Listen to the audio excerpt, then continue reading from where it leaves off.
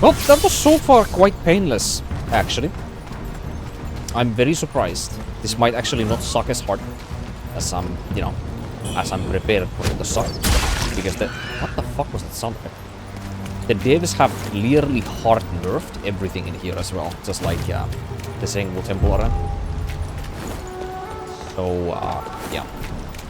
By the way, I very strongly... Or actually, let me rephrase that. I'm very, very strongly against in any of these Souls-like games or action games against nerfing already created single layer of combat. Like it's not correct. Let me finish that now. So like, despite how bullshit something might feel or how unfair, like on the release of the game or so, that's what the developers designed originally. If you go ahead and you have to readjust, or you feel like you have to readjust because of player outcry or something, and here's the thing, usually these developers, when they go ahead and readjust some things, they usually go way the fuck overboard with the readjustments. Like, they do it way the hell over. Lords of the Fallen did this. Even From Software caved in with Elden Ring by overly nerfing certain like bosses and areas, which I fucking absolutely despise. Even From Software went ahead with that, which is unheard of from them. They usually don't do that. But with Elden Ring, because of what was the same boss, they felt like they needed to do that. Very bad. But yeah, regardless of how bullshit I think these areas are, or how bullshit I think the challenge in the game is, it was originally designed to be challenging for the reasons, or let's say, for less like maybe interesting or fair reasons. So even if the challenge feels like actual bullshit when you play through it, it was designed to feel that way.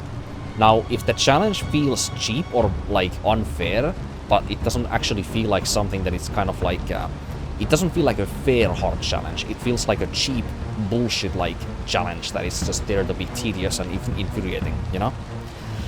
But without any like interesting like mechanics or like tidbits to like overcome or something. It's just like, you know, plethora of examples where that comes to fruition. You know the ones I mean.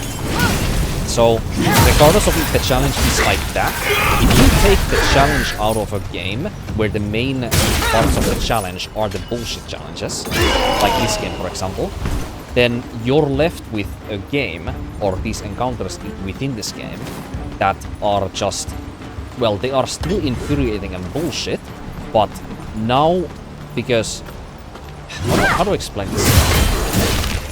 The quality of the enemies in these encounters that are infuriating or unfair is not simply high enough to cover up for the fact that the challenge from the artificial difficulty by, say, adjusting like enemy density or the enemy behavior, taking like some like enemies from strategic positions away to make the challenge like easier, or some areas like easier to play through, like the Sengu Temple.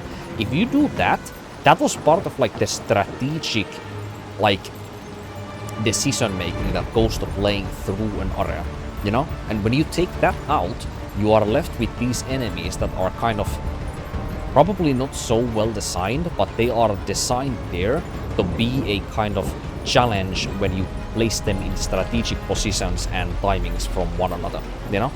And this game, when you take away this kind of infuriating difficulty from it, you are just left with enemies that are kind of just pushovers a lot of the time, you know? It's like you go to Dark Souls 2, for example, as a famous example, and you take away half the enemy density. You know, what is left of Dark Souls 2 then? Same, you could say the same for Bloodborne as well, you know? Or Lords of the Fallen from release to like now, what Lords of the Fallen is.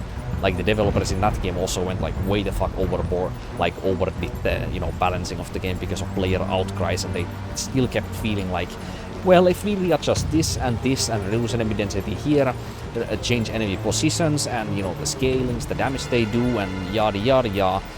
Enough of this, you know, if we do all of this, eventually the game will just be in a better place, but they way the fuck overdid it, you know? Way the fuck overdid it, you know? So it's not good. In any of these games it is not good. Whenever the devs have to go and do these big changes that change how demanding or challenging the game is afterwards, when they have already released it, you know? It's never a good thing. I fucking despise it so much. I'm so glad something like Lies of P, at least from recent titles, felt like they didn't have to really do it. Although even Lies of P added a difficulty slider because of the, you know, player outcries or, I don't know, something like that along with the DLC. But they didn't like have to readjust like enemy locations and stuff, you know?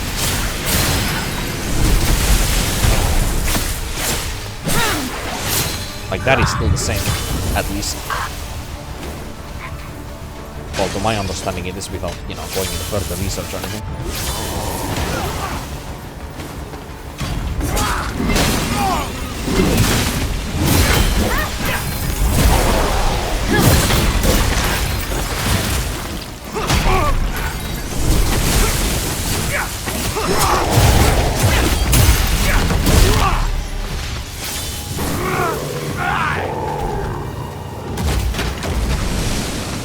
Overly dramatic.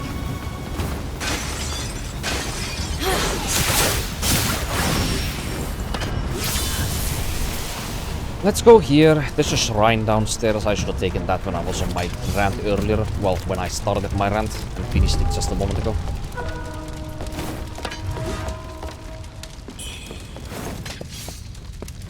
I'm very curious how many nerfs Kazan, the first Berserker Kazan, or however you pronounce the title now.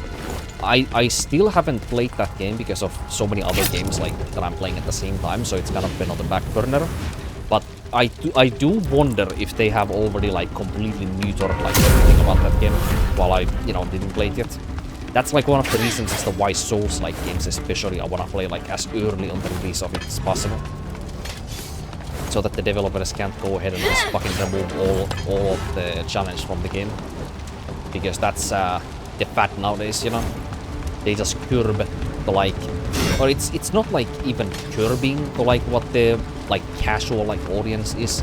It's just the devs have like this delusion in their minds when they look at like the ratings or the playability of their game, and they are like, if we just make it like more approachable and just change it to be, you know, more like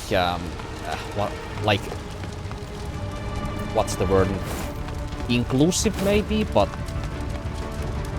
approachable is what I would use. If they just keep making like changes that make the game like easier to like pick up and play, reduce the barrier of entry, then eventually they think that it's gonna hold like a higher like amount of player base or something, you know? They have this delusion in their minds, but this never happens. The only thing that really does happen is the hardcore players who already wanted to play the game and already, you know, play all of these games. They are just annoyed like me, who, you know, want these challenges to remain pure as the way that they were intended on day one. And then, you know, the newer players kind of just, you know, they will play the game once and then they will stop playing the game. But the thing with those players is that they might do one playthrough, pay the full money for the game, and then they never touch it again. But technically, from the single player experiences that are not like paid subscription services, you know, you get the same amount from a player like that that you do for a player that is like enthusiastic about these games. So when you take that into account, it's kind of, you know, you can kind of like understand it a bit.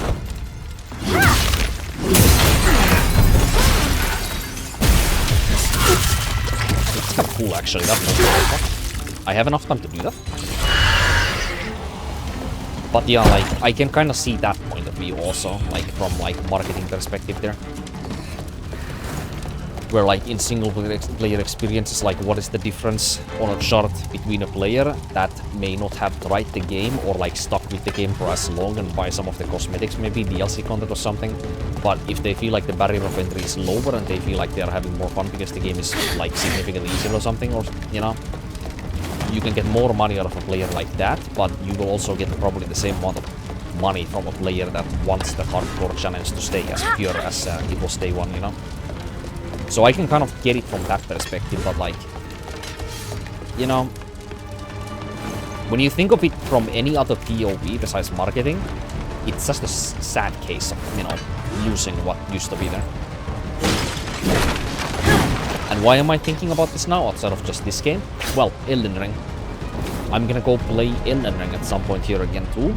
After, you know, Dark Souls 1, Dark Souls 2, Dark Souls 3, and Bloodborne, and maybe Sekiro too, but Sekiro I'm not sure if I'm gonna play it at the same time in that chain of From Software games, because Sekiro deserves its own time because of how unique the game is in comparison to the other From Software games. So, that one I might just skip and go to Elden Ring from Bloodborne or Dark Souls 3, but yeah.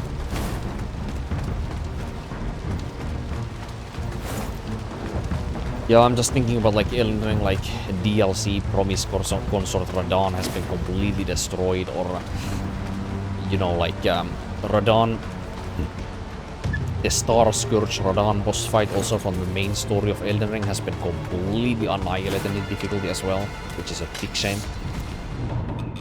It's just, yeah, it just makes me mad, generally mad.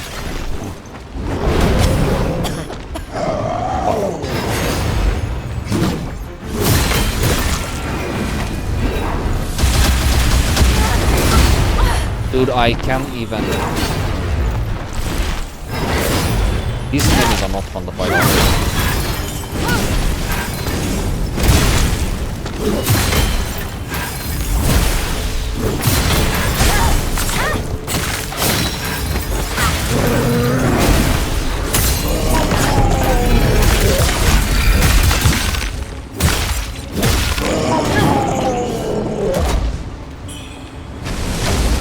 Lord of Wangdi. That sounds awfully specific.